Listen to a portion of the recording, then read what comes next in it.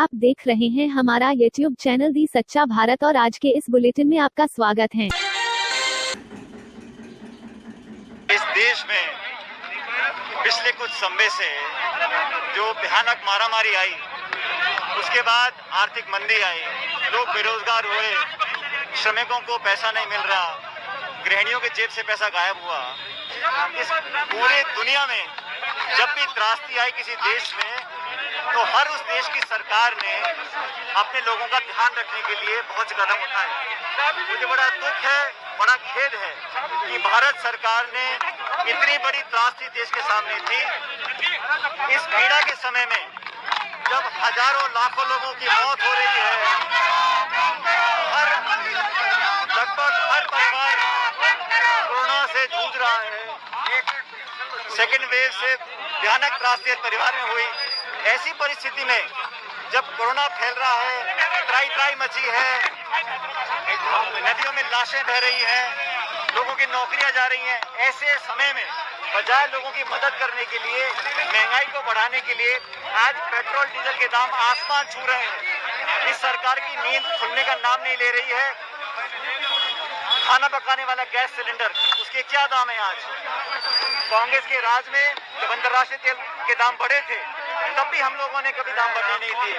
आज 100 रुपए के पार हो गया पेट्रोल डीजल, लगभग 1000 रुपए का गैस का सिलेंडर है।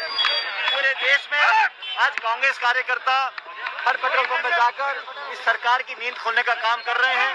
मुझे पूरा विश्वास है, जैसे तमाम विपक्ष के लोगों ने, कांग्रेस के नेताओं कार्यकर्ताओं ने दबाव बनाया वैक्सीन को लेकर, जो प्रधानमंत्री जी को अपना रोल बैक करना पड़ा और अंत में घोषणा करनी पड़ी कि फ्री वैक्सीन लगाई जाएगी, उसी तरह मुझे पूरा विश्वास है कि दबाव बनेगा और केंद्र सरकार को रोल बैक करना पड़ेगा। पेट्रोल डीजल के दाम कम करने पड़ेंगे। त्राही हो रही है, गरीब तबका, मध्यम वर्ग का तबका आज सरकार की तरफ देख रहा है कि संकट की घड़ी में क्यों दाम बढ़ाए जा रहे हैं। प्रशांत किशोर मुंबई में हैं। उन्होंने शरद पवार से मुलाकात की। दोनों के बीच 4 घंटे तक बातचीत चली। जो बातें छनकर आ रही हैं, उससे तो यही लगता है कि शरद पवार पीके से पीएम मोदी का तोड़ ढूंढना चाहते हैं। वे चाह रहे हैं कि बीजेपी, खास तौर पर पीएम मोदी की 2024 के चुनाव में कैसे घेराबंदी की जाए।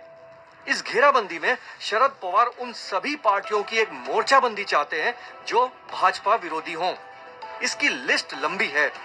सभी भाजपा विरोधी पार्टियों से संपर्क की धुरी वे पीके को बनाना चाहते हैं।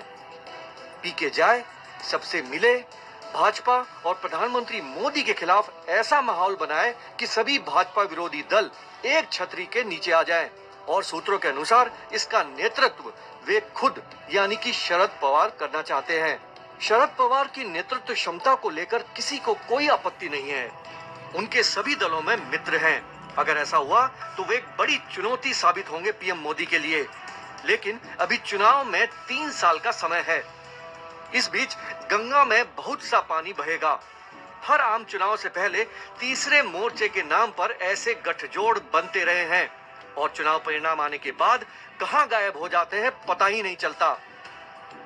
इस बार तैयारी करीब 3 साल पहले की जा रही है और नया किरदार पीके है जो महत्वपूर्ण है और जिसका अभी सिक्का चल रहा है।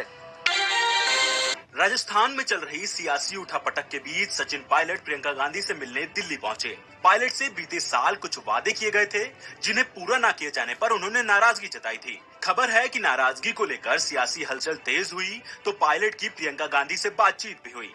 अब इस मसले को सुलझाने के लिए दोनों के बीच चर्चा होगी। बीते साल पायलट के बागी सुरों के चलते सरकार पर खतरा आ पड़ा था, लेकिन इस बार ऐसी स्थिति नहीं दिख रही है।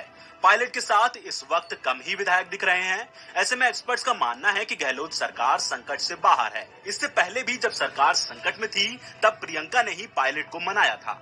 शुक्रवार को पायलट के पिता की पुण्यतिथि पर भी उनसे मिलने केवल 3 विधायक ही पहुंचे। हालांकि कोरोना के चलते कार्यक्रम छोटा ही रखा गया था।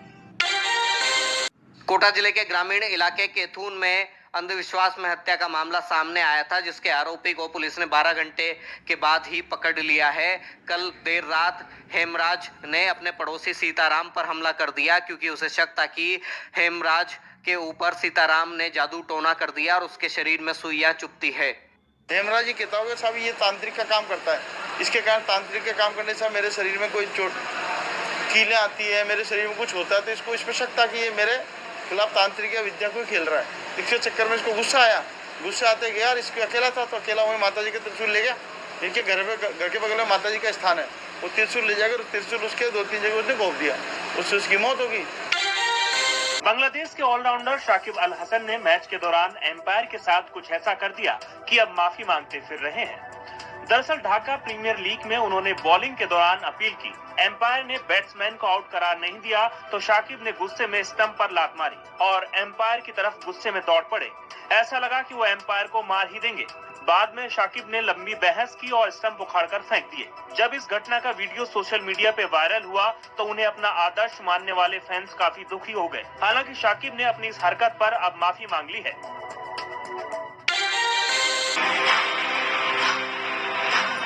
जमीन पे बैठी बहुत अच्छी लग रही है तू, आदत डाल ले,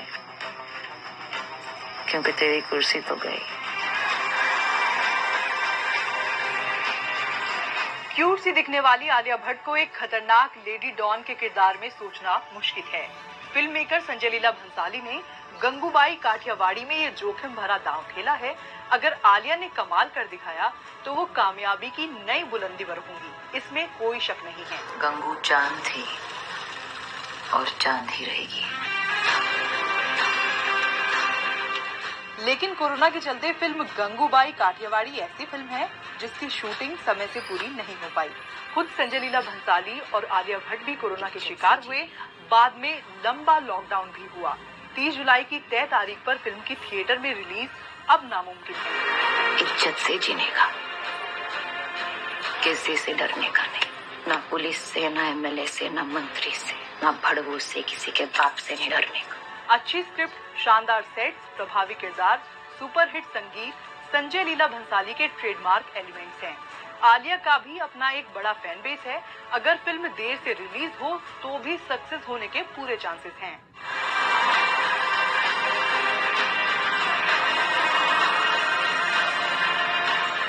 मशहूर फिल्म क्रिटिक जयप्रकाश चौकसी के मुताबिक आलिया एक वर्सेटाइल एक्टर हैं। वो किसी भी रोल को बखूबी निभा सकती हैं। आलिया में मधुबाला, सुचित्रा सेन और माला सिन्हा ये तीनों का संगम है। आलिया की प्रतिभा को देखते हुए कहा जा सकता है कि ये किरदार शानदार तरीके से निभाएंगी। प्रोड्यूसर और ट्रेंड एनालिस्ट गिरीश जौहर के मुताबिक आलिया की स्टार वैल्यू जबरदस्त है। बड़े अरसे के बाद माफिया महिला की कहानी आ रही है और ये फिल्म सफलता के रिकॉर्ड बनाएगी। मैं गंगूबाई, प्रेसिडेंट कमाटीपुरा। कुमारी आपने छोड़ा नहीं और श्रीमती कभी किसी ने बनाया ही नहीं।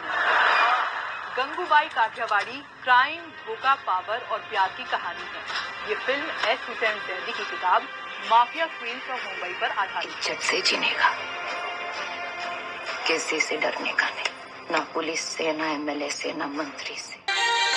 और ऐसे ही नए अपडेट पाने के लिए द सच्चा भारत चैनल को सब्सक्राइब कीजिए। धन्यवाद।